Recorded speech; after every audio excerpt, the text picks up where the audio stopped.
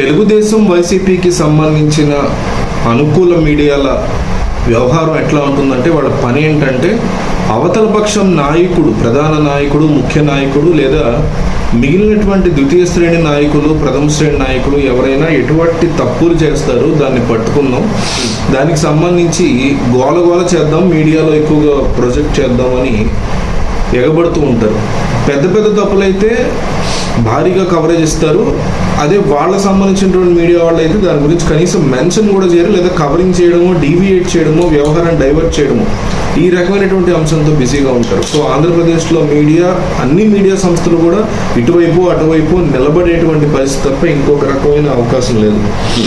అయితే పార్టీలలో టికెట్ కేటాయింపుల్లో జరుగుతున్న మార్పులు చేర్పుల మీద అసంతృప్తికి గురవుతున్న వారిని బొజ్జగించడానికి జగన్మోహన్ రెడ్డి చేస్తున్న ప్రయత్నాలని టీడీపీకి సంబంధించినటువంటి మీడియా వక్ర దృష్టితో చూస్తోంది అంటూ గ్రేట్ ఆంధ్రాలో ఒక ఆర్టికల్ వచ్చింది.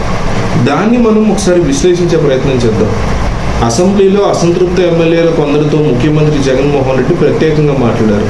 తనకు ఈసారి టికెట్ ఇవ్వలేదనే అర్హతతో జగన్ మీద విమర్శలు చేసిన ఎమ్మెల్యే కాపు రామచంద్రారెడ్డిని, చీఫ్ విప్ ప్రసాద్ రాజ్ని సీఎం జగన్మోహన్ రెడ్డి దగ్గరికి తీసుకెళ్లారు. ఎందుకన్నా కోపం, నా ఛాంబర్కి రండి, కాఫీ తాగుతూ మాట్లాడుకుందాం అంటూ ముఖ్యమంత్రి వాళ్ళని పలకరించారు. అలాగే గుమ్మనూరు జయరాము, మల్లాది విష్ణులను కూడా ముఖ్యమంత్రి పలకరించారు. మల్లాది విష్ణు భుజం మీద చేయి వేసుకుని మాట్లాడుతూ తన ఛాంబర్కి తీసుకెళ్లారు.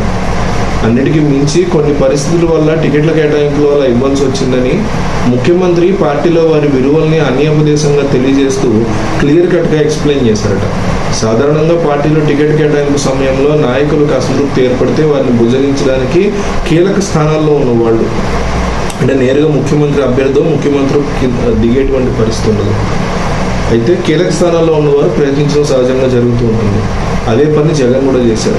అయితే జగన్ వ్యవహార సరళి గురించి రకరకాల దుష్ప్రచారాలు సాగిస్తుండే వారికి జగన్ ఇలాంటి మితవాద వైఖరితో మాట్లాడడం మింగుడు పడుతున్నట్లేదు.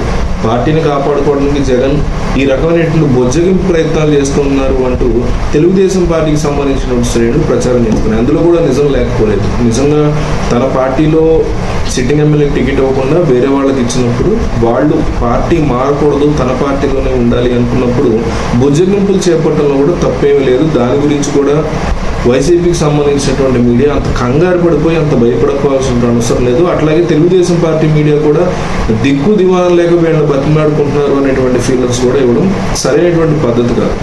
ఎందుకంటే వీళ్ళు పార్టీ నుంచి వెళ్ళిపోతే, ఇండిపెండెన్స్గా పోటీ చేస్తే వైసీపీ పార్టీలో చీలికలు వచ్చేటువంటి పరిస్థితి ఉంది. ఓటు బ్యాంక్ చీలిపోయేటువంటి డేంజర్ ఉంది. కాబట్టి ఎవరికి వాళ్ళు ప్లాన్డ్గా ముందుకెళ్ళడంలో ఎటువంటి ఇబ్బందికర పరిస్థితి లేదు. అయితే జగన్ ఎటువంటి ఈగోకి పోకుండా వాళ్ళని బుజ్జగించేటువంటి దిశగా అడుగులు వేయడం, అది కూడా అసెంబ్లీలోనే అడుగులు వేయడం అనేది డెఫినెట్లీ మంచి పరిణామం.